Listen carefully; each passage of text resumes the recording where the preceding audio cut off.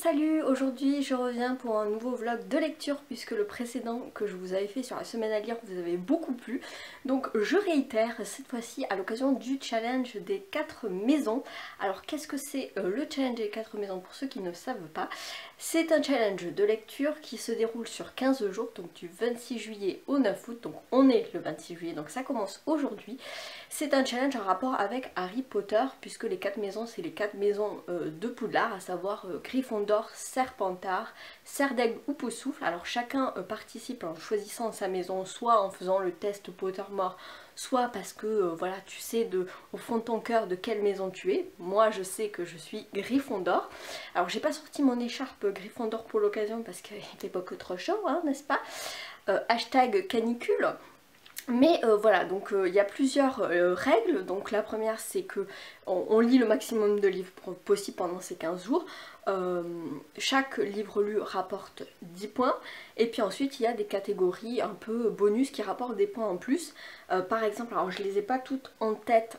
Il y a par exemple Nimbus 2000 qui est de lire un livre en une journée. Il y a Hermione Granger qui est de lire un livre de plus de 400 pages puisque Hermione est une très grosse lectrice. Ou il y a encore par exemple la catégorie Les dragées surprises de Bertie Crochu où en fait il s'agit d'un livre dont on ne sait absolument pas à quoi s'attendre. Voilà, c'est une surprise. Évidemment il y en a plein d'autres et à chaque fois un livre peut rentrer dans 2 catégories et une catégorie peut contenir 2 livres et ça rapporte des points, etc. Les relectures d'Harry Potter rapportent aussi pas mal de points. Et puis si on prend des livres de la liste de recommandations qu'a fait Zoé, puisque j'ai oublié de vous dire, mais ce challenge est organisé par Zoé de la chaîne Bulle de mots. Donc elle a fait une liste de recommandations et si on choisit un livre de cette liste, ben, ça rapporte des points en plus, donc ça c'est cool.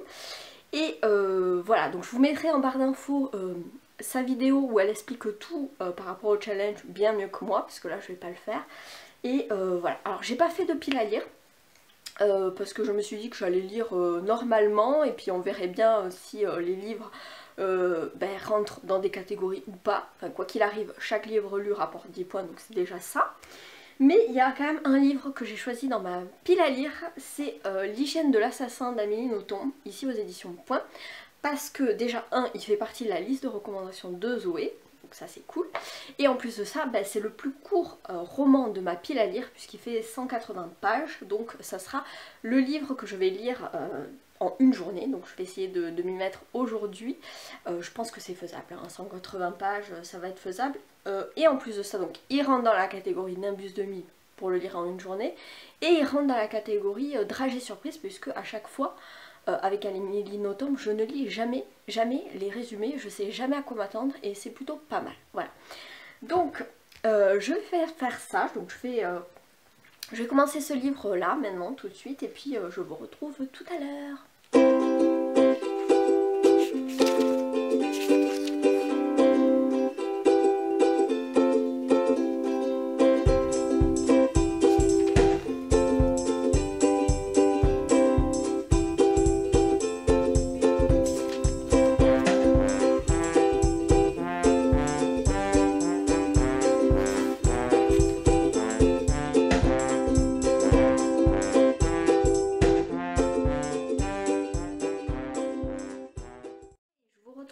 On est lundi 29 juillet et alors je vous ai pas pris ce week-end parce que j'ai pas eu le temps de filmer, mais sachez que vendredi j'ai lu dans la journée L'hygiène de l'assassin d'Amélie Nothomb aux éditions Point et c'était plutôt pas mal. Donc petit livre de 180 pages qui va parler en fait d'un vieil homme qui est un écrivain célèbre qui s'appelle Prétextat Tache. Il a 83 ans.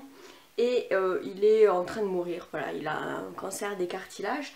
Et avant de mourir, du coup, il accepte de recevoir des journalistes en interview. Et donc il va y avoir tout un défilé de journalistes.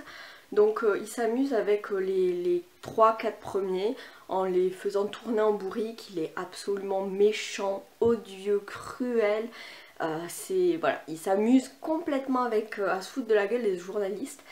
Et puis vient la 4e, Nina, qui est la seule femme en fait de la bande de journalistes qui va réussir à venir à bout du vieillard et le faire un petit peu cracher son secret puisque voilà, Monsieur Tache, même si c'est prix Nobel de littérature, etc., il a un terrible secret. Et elle va réussir à le déstabiliser, à le faire avouer avant qu'il ne meure. J'ai beaucoup aimé franchement cet Amélie Nothomb, en sachant que c'est le tout premier en fait que l'autrice ait écrit. J'ai beaucoup aimé en fait parce que ça me faisait beaucoup penser au théâtre de l'absurde, un peu à la Ionesco.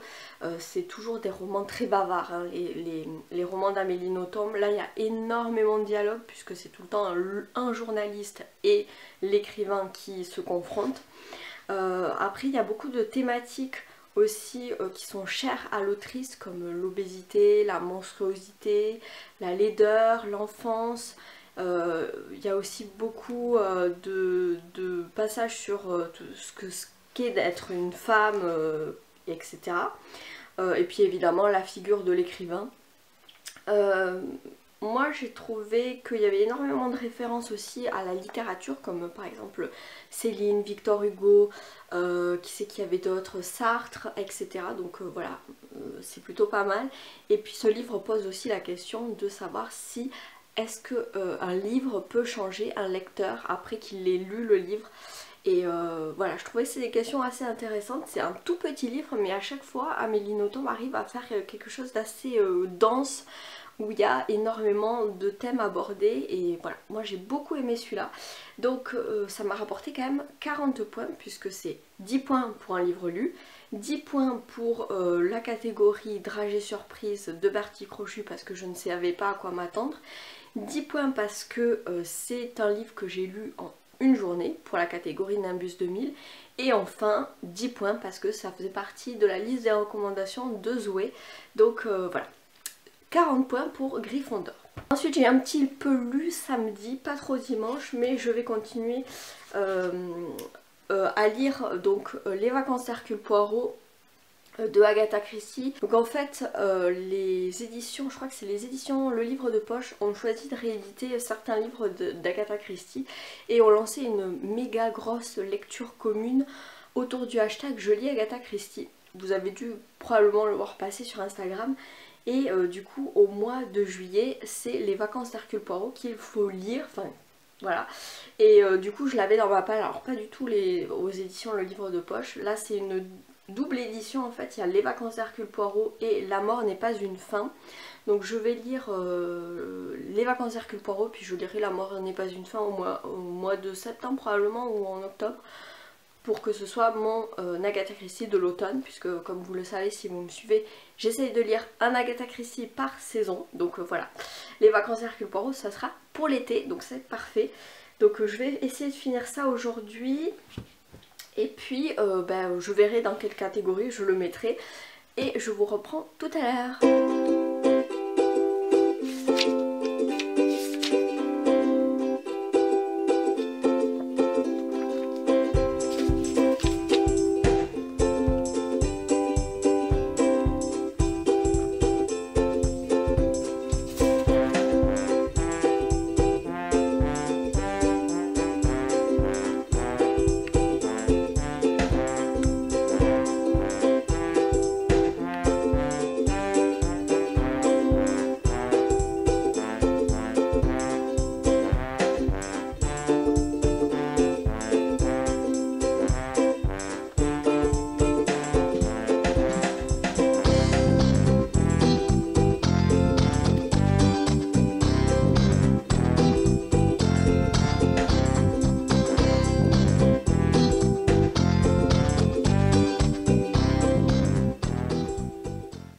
J'arrive à la fin de mon précédent bullet journal, j'arrive vraiment à la fin. Donc ça se termine avec le mois de juillet, comme vous pouvez le voir. Hop, il me reste juste ça. Et j'ai d'ailleurs le challenge des 4 maisons. Et après c'est fini. Donc du coup j'en ai profité pour avoir un nouveau bullet journal. Cette fois-ci j'ai pris le même, hein, c'est du Leuchtturm 1917. Et du coup là je l'ai pris un peu en vert d'eau, un peu comme ça, j'aimais bien la couleur. Donc j'en ai profité donc pour faire ma page Agatha Christie Challenge. En fait je note tous les livres d'Agatha Christie que j'ai lus, puisque je compte les lire tous dans ma vie. Ensuite, j'ai fait ma pile à lire sous forme de bibliothèque où je colorie en fait à chaque fois que j'ai lu un livre. Et ensuite, je laisse de l'espace vide pour pouvoir noter à chaque fois quel livre j'ai lu par mois. Ensuite, on arrive sur la page 2019 et le calendex sur le reste des mois de 2019, à savoir septembre, octobre, novembre et décembre. Et ensuite, bon là c'est mes trackers, et puis ensuite la page du mois d'août que je viens de faire tout à l'heure, puisque le reste j'avais déjà commencé à le faire, et donc voilà comment ça se présente. J'avais envie au mois d'août de faire une thématique un peu cassette, vintage, années 80, puisque ben, voilà, je suis une grande fan de Stranger Things, et du coup cette série m'a donné vachement envie d'avoir une thématique années 80 pour le mois d'août, donc voilà, avec les bobines de fil comme ça qu'il fallait enrouler avec des crayons à papier, je sais pas pour ceux qui ont connu en tout cas. Et voilà, donc j'ai mon calendrier du mois, ensuite ma page de compte et ici je commencerai les daily. Voilà. Hey, je vous retrouve, on est mardi 30 juillet et je vous reprends puisque j'ai terminé les vacances d'Hercule Poirot d'Agatha Christie. J'ai beaucoup aimé cette enquête. On va suivre Hercule Poirot qui est en vacances sur l'île des contrebandiers. Et sur cette île, il y a un magnifique hôtel où séjournent plein de vacanciers plutôt aisés. Donc on a toute une galerie de personnages. Notamment, on a un couple d'Américains dont la femme ne cesse jamais de parler. On a un couple de jeunes Anglais, on a un vieux révérend, colonel. Qu'est-ce qui c'est qu'on a d'autre? Une styliste de mode assez reconnue. Et puis la famille recomposée qui fait jaser, à savoir la famille Marshall. Donc on a le capitaine, on a sa fille de 16 ans et puis la nouvelle femme du capitaine, Arlena, qui est une actrice plutôt célèbre mais qui fait beaucoup tourner les têtes des hommes. Elle est, voilà, c'est un peu le stéréotype de la femme fatale. Et autant vous dire que voilà, les hommes succombent à ses charmes, elle adore séduire, jouer avec le feu, même devant les yeux de son mari. Et les femmes par contre ne peuvent pas l'encadrer. Un beau matin, on va retrouver le corps d'Arlena sur une crique, enfin dans une crique. Et voilà, Hercule Poirot va devoir reprendre du service pour résoudre cette enquête en compagnie de la police. J'avoue que l'intrigue était hyper bien ficelée, j'avais pas vu venir la fin, donc ça c'était vraiment cool. Après la galerie de personnages est assez stéréotypée, mais ça fait partie du charme de Agatha Christie, donc voilà. Et par contre ce qui m'a vraiment agacée, c'est la toute fin. L'espèce d'épilogue happy ending que fait de temps en temps Agatha Christie dans ses romans, où il est question de mariage entre deux personnages qui se connaissent depuis 5 minutes. Et ça, déjà, ça a le don de me faire grincer des dents. Mais alors là, l'homme demande à la femme, qui est une femme autonome, indépendante, qui a sa propre entreprise, qui a créé son entreprise et qui fonctionne bien, il lui demande de tout quitter par amour pour lui. Voilà, pour aller vivre à la campagne avec lui. Et la manière dont il parle du job de la meuf, c'est un peu comme si c'était un caprice, que c'était pas important, tout ça. Et elle fait mine de râler un petit peu en disant non, c'est quand même mon job, j'y tiens et tout. Mais elle finit par céder quoi. Et dire oui, ok, par amour pour toi, je quitte tout pour venir vivre avec toi à la campagne quoi. J'étais là, mais il n'y a pas plus anti-féministe que ça. Je sais bien qu'Agatha Christie, c'est le début du XXe siècle, c'est une autre époque, mais quand même quoi. Enfin ça m'a... En fait j'ai adoré l'enquête, mais cette espèce d'épilogue là à la fin, ça m'a fait... Voilà, mais hormis ça, c'était une super lecture qui me rapporte quand même 25 points pour Gryffondor, puisque 10 points pour livre lu, 10 points pour la catégorie Polynectar, puisque Hercule Poirot est un personnage très éloigné de moi-même, n'est-ce pas? Et puis 5 points pour la catégorie Dumbledore, puisqu'il s'agit d'un livre publié avant le 21e siècle, puisqu'il a été publié en 1948. Donc voilà, 25 points de plus pour Gryffondor. Ensuite, qu'est-ce que je vais lire? Donc je vais poursuivre mes lectures de Femmes sur écoute d'Hervé Jourdain aux éditions Pocket. Donc j'en suis à plus de la moitié, je vais bientôt finir. C'est dans le cadre du prix Nouvelle Voix du Polar que je le lis, donc voilà. Et puis aussi en parallèle, je lis Toute la vérité de Karen Cleveland, toujours dans le prix Nouvelle Voix du Polar. Donc voilà, je pense que ces deux-là, je vais les terminer. Et puis, je vous reprends plus tard. Hey, on est samedi, non pas du tout, pas du tout, on est jeudi 1er août. Je vous reprends pour vous dire que la semaine prochaine, je ne filmerai pas puisque je pars en vacances une semaine à l'océan. Donc je vais pas embarquer ma caméra, d'autant plus qu'elle est quand même assez fat. Mais je lirai quand même sur la plage, donc je vous ferai un petit retour de mes lectures quand je serai rentrée pour faire un petit bilan du challenge. Mais sachez que ça avance doucement mais sûrement. Et sur ce, je vais aller faire ma valise puisque demain je vais pas pouvoir le faire étant donné que je vais à Cadiceo avec une copine. Je passe toute l'après-midi avec ma copine Marie. Donc je vais pas pouvoir faire ma valise à temps, donc je vais la commencer cet après-midi.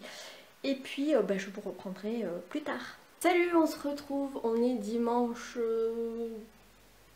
11, c'est ça? 11 août, donc le challenge s'est terminé depuis 2 jours déjà. Je suis rentrée hier de ma semaine de vacances à Osgore. Comme vous voyez, peut-être je suis un petit peu plus bronzée que dans le précédent clip. C'était une semaine formidable, il a fait beau temps, on a bien profité de la plage, on a fait du vélo, on a mangé au resto, voilà, on a fait des balades et tout, c'était cool.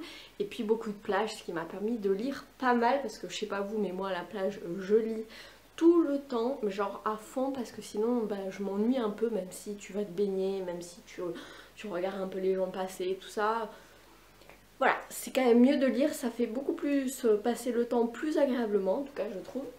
Et donc j'ai quand même réussi à lire 4 livres, enfin à terminer 2 et en lire 2 en entier durant cette semaine. Et c'est les 4 livres pour le prix Nouvelle Voix du Polar, donc c'est bon, je suis à jour, même s'il nous reste encore 15 jours pour les finir et ensuite voter. Alors, j'ai lu déjà Femmes sur écoute de Hervé Jourdain, donc évidemment tous sont aux éditions Pocket. C'était plutôt pas mal, après il y a quelques petits trucs qui m'ont gêné qui font que ce n'est pas un coup de cœur, mais en tout cas c'était une excellente lecture, un thriller où on est vraiment plongé dans l'enquête et dans tout le côté flic, vraiment on est en immersion du côté des flics. Et c'était plutôt cool, donc voilà, je vous en reparlerai évidemment de tout cela dans un point lecture spécial pour le prix Nouvelle Voix du Polar. Mais en tout cas, ce livre-ci, alors attendez, je reprends mon bullet journal où j'ai tout noté. Donc celui-ci, je l'ai mis dans la catégorie Hermione Granger puisqu'il fait plus de 500 pages, il fait 576 pages exactement. Et je l'ai mis dans la catégorie Gazette du Sorcier, donc roman d'actualité, puisque on est vraiment dans le Paris actuel avec des références un petit peu au contexte social, politique, économique d'il y a peut-être 2 ans. Voilà, moi j'ai trouvé que c'était quand même d'actualité. Donc plus les 10 points de livre lu, ce livre me rapporte quand même 30 points pour Gryffondor. Ensuite, j'ai continué avec Toute la vérité de Karen Cleveland. Là, il s'agit de la catégorie étrangère, puisque ça, c'était pour la catégorie française. Là, on est sur une autrice américaine. J'ai plutôt passé une bonne lecture. C'était pas non plus transcendant parce que j'ai trouvé que c'était un thriller somme toute tout public. Moi j'aime bien dans les thrillers quand c'est un peu sombre, un peu gore, enfin voilà, que c'est un peu couillu. Là pour le coup c'était vraiment assez soft, voilà. Je pense que ça peut totalement convenir à des gens qui sont pas habitués à lire du thriller et qui ont peut-être peur de cadavres, de sang, de gore, de psychopathes, tout ça. Là pas du tout, on va être vraiment sur quelque chose de l'ordre de l'espionnage entre les Russes et la CIA, des Américains. Voilà, c'est plutôt tout public avec un côté très famille, très thriller domestique, puisque voilà, on va suivre Viviane avec toute sa petite famille. Donc ce livre-ci, je l'ai mis dans la catégorie Avada Kedavra et dans la catégorie Gazette du Sorcier, parce que voilà, on est quand même sur quelque chose d'actualité entre cette guéguerre qui continue, même si c'est plus la guerre froide entre les Américains et les Russes. Donc pareil, plus 10 points livre lu, ça fait 30 points pour ce livre. On passe ensuite au deuxième livre de la catégorie française, c'est Qui a tué Heidi de Marc Woltenauer. Alors celui-ci, ça l'a fait moyen, enfin j'ai trouvé que ça se lisait plutôt vite, les chapitres sont courts, etc. Mais j'ai trouvé ça très décousu, hein. Au niveau de l'intrigue, ça partait un peu dans tous les sens, et puis c'est vrai que l'auteur faisait aussi pas mal de digressions qui n'apportaient pas grand chose à l'intrigue, et en plus de ça il y avait toute une partie qui faisait référence au premier livre de l'auteur qui s'appelle Le dragon de Muvéran. Et du coup on sent que Qui a tué Heidi est vraiment quelque part une suite, un tome 2 en fait, alors que moi j'avais pas du tout lu le tome 1. Et je pense que la plupart des jurés du prix n'ont potentiellement pas lu non plus le précédent roman. Du coup c'est vrai qu'il y a toute une partie de l'intrigue qui fait référence à ce premier roman, et du coup bah, on est un peu laissé sur la touche quoi. Donc je trouvais ça vraiment dommage, et puis pour un prix littéraire, enfin lire un second tome, bof quoi. Donc celui-ci je l'ai mis dans la catégorie Hermione puisqu'il fait 545 pages, et dans la catégorie Avada Kedavra. Voilà, plus les 10 points, pareil, livre lu, 30 points pour ce livre également. Et pour terminer sur une bonne note, j'ai lu Emma dans la nuit de Wendy Walker, et alors là ça a été vraiment un coup de cœur, un petit coup de cœur, pas énorme mais un coup de cœur quand même. On est sur du thriller psychologique qui va parler de la thématique du pervers narcissique, notamment chez les femmes, et j'ai trouvé ça génial. On va sur une famille complètement dysfonctionnelle, une famille recomposée où c'est la guerre en fait, c'est la guerre froide, c'est des jeux un petit peu mesquins. Ce livre est génial mais terriblement malsain en fait, on trouve ça génial. Enfin moi j'ai adoré, mais c'est bizarre de dire j'ai adoré parce que c'était vraiment très malaisant comme lecture, très psychologique. Donc celui-ci je l'ai mis dans la catégorie Polynectar, donc puisque l'héroïne là, l'héroïne est assez différente de moi. C'est une jeune femme un peu troublée qui a vécu une disparition pendant 3 ans. Heureusement je n'ai pas vécu ça. Et puis je l'ai mis dans la catégorie Dragée surprise parce que je savais pas du tout à quoi m'attendre, et la fin m'a complètement surprise, c'était vraiment ouf. Et voilà, plus les 10 points livre lus, j'ai aussi 30 points pour ce livre. Donc le bilan, donc j'ai fait mes petits calculs, donc j'ai un total de 6 livres lus sur la période, 2250 pages, donc j'ai pas atteint le palier ni des 7 livres ni des 4000 et quelques pages qui correspondent en fait aux 7 tomes d'Harry Potter.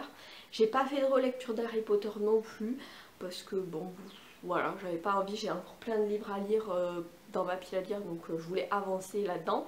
Et puis donc ça me fait un total de 185 points pour Gryffondor. C'est pas énorme, mais je trouve que c'est mieux que rien quand même, donc réjouissons-nous des petites victoires. D'autant plus que moi je lis pas de manga ni de BD, donc c'est vrai que si j'en avais lu ça aurait aidé à lire plus, à faire plus de points, mais bon. Voilà, en tout cas c'était ma première participation au challenge des 4 maisons, j'ai trouvé ça super chouette.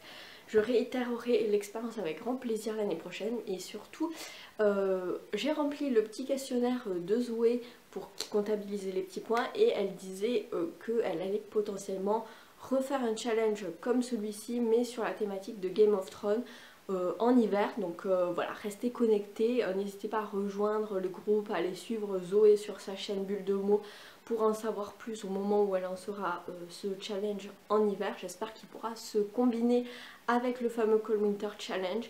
Donc ça pourrait faire d'une pierre deux coups, ça pourrait être pas mal, donc voilà.